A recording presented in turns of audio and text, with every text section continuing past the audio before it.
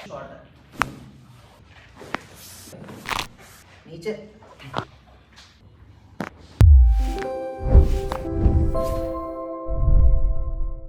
फर्ज करिए ये एक डिस्क है L4 L5, ये जो अंदर वाला पार्ट है, ये इसका जो रिंग है इसको बोलते हैं एनुलस फाइब्रोसिस, और अंदर इसके डिस्क के पानी होता है जो हम इस ब्राउन से दिखा रहे हैं, ये न्यूक्लियस पल्पोसिस है। इसका काम होता है जैसे अपन कुछ सामान उठा लें, भागना स्टार्ट कर दें, झटका लग जाए, तो ये जो पानी है आपकी शॉक को अब्जॉर्ब करता है, मतलब पिचक जाएगा वापस आ जाएगा, पिचक जाएगा वापस, ये काम करता है, झुकने में मदद करता है और स्पाइन को एक जगह बांधे रखता है, इसका काम है ये। अब ये जो डिस्क है और उसका पानी है, ये टूट के आपके लेफ्ट साइड पे आ गया है, मतलब ये यहां से ब्रेक हो गया इसके अंदर, इस तरीके से डिस्क फट गई। ये जो पानी है अंदर वाला ब्राउन, ये निकल के इस नस के ऊपर चढ़ गया है, ये जो आपको दिख रहा है आपको, ये लेफ्ट वाली नस, इसके ऊपर आ गई डिस्क, इसको इसने दबा दिया है बाहर इस तरीके से। तो जब ये नस दब जाती है लेफ्ट वाली, तो इसका कंडक्शन यहां से निकल के दर्द पांव चल जाता है, झुंझनी आती है, सूनापन आता होगा, दर्द आता होगा, इसी वजह से हो रहा है ये सारा। तो मतलब क्या है, दो कारण हुए हैं बल्ज के, एक तो डिस्क फट गई है अलग से, प्लस जब डिस्क फट जाती है तो वहां पे सूजन भी आ जाती है, यहाँ पे टाइटनेस, सूजन आ जाएगी। उस सूजन से ये जो नस है तो दबाव में है, इसका दबाव और बढ़ जाता है सूजन आने की वजह से, ठीक है। एक तो इसने डिस्क ने नस को दबा दिया, फिर सूजन से ही बढ़ गया, ठीक है। अब करना क्या है अपने को, या तो ये डिस्क जो है वापस धीरे धीरे करके श्रिंक होना स्टार्ट कर दे, सूख जाए, तब इसका दबाव हटेगा, ठीक है। ऐसा होने की स्थिति 97.8% है, ठीक है। अगर दबाव बहुत ज्यादा होता है या समय रहते इलाज नहीं लिया जाता, तो सर्जन को ये मजबूरी डिस्क निकालनी पड़ती है बाहर पूरी की पूरी,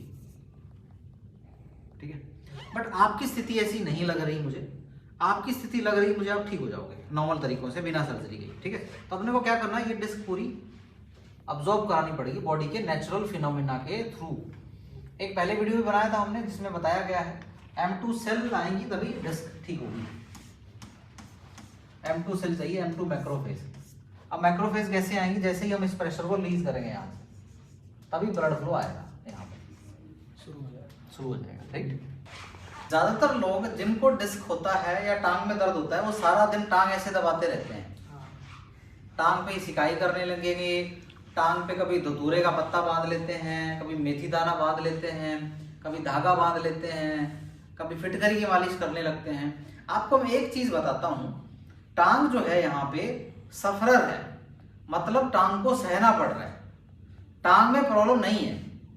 आप टांग पे कुछ भी ना करें, सिकाई कर सकते हैं, मेन जो प्रॉब्लम है वो कमर की है।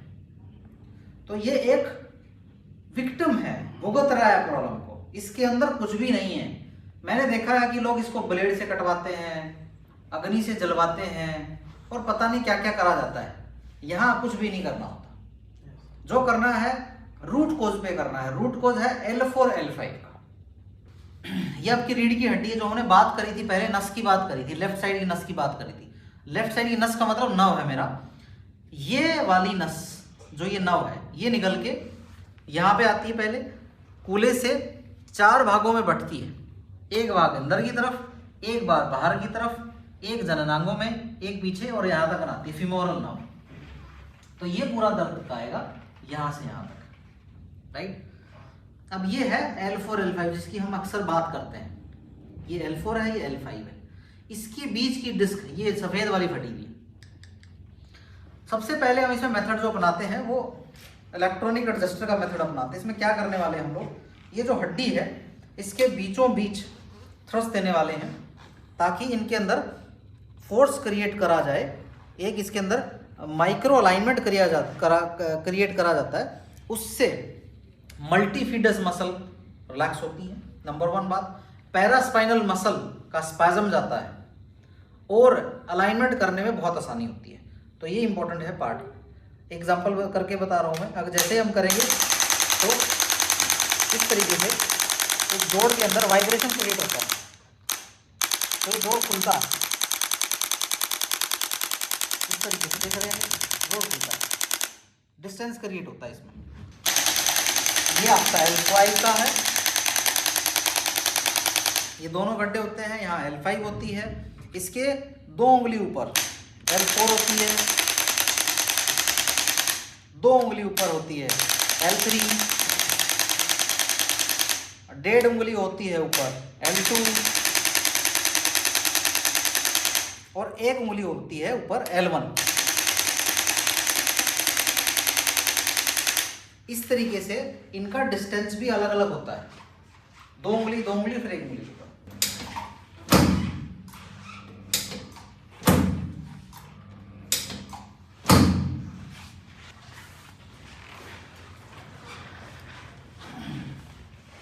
ये आपका SI जॉइंट के लिए है, ठीक है। सांस ले लेंगे, छोड़ेंगे, फिर से छोड़ेंगे, ठीक है जी।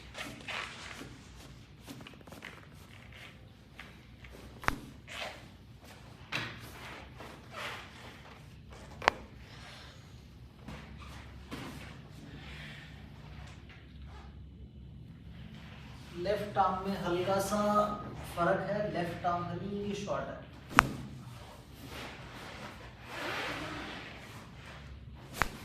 ठीक है, अब पूरा शरीर ढीला छोड़ देना, ठीक है।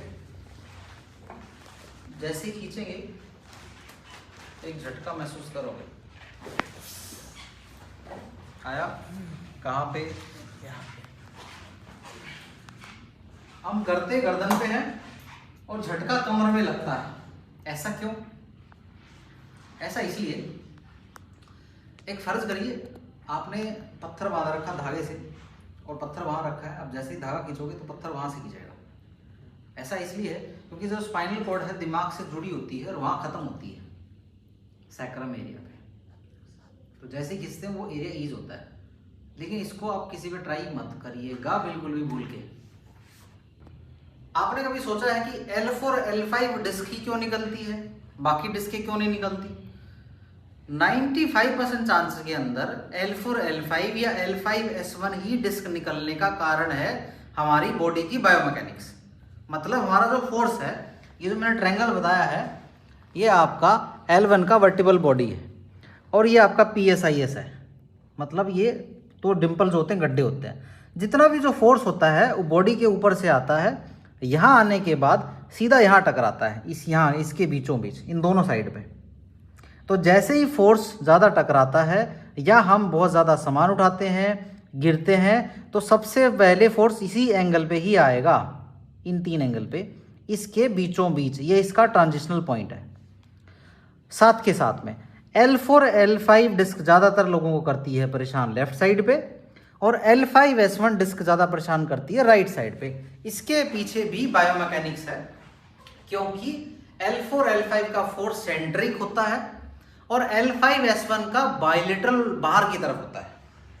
तो सेंट्रिक फोर्स जो होता है हमेशा लेफ्ट की तरफ चला जाता है 90% चांसेस में। हालांकि L4 L5 राइट में भी हो सकती है, बट 90% केसेस में L4 L5 लेफ्ट में देखा जाता है और L5 S1 जो है राइट में देखा जाता है। ढीला छोड़ना है और ढीला। अब हम फोर्स देने वाले हैं L5 को सुपीरियर इंटीरियर। अब हम फोर्स देने वाले हैं इलियम को इंफीरियर और इंटीरियर। रिलैक्स करो, वेरी गुड। कमर नीचे लेके जाओ और नीचे नीचे नीचे, यहीं रखना है। फिर से नीचे लेके जाओ।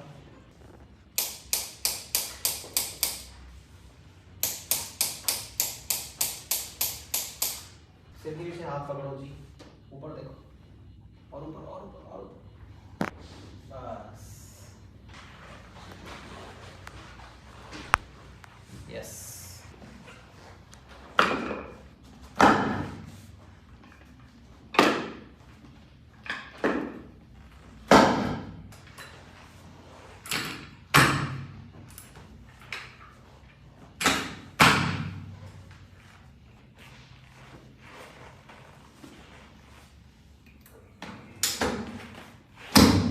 परफेक्ट है जी। चल के दिखाओ जी मेरे शेर।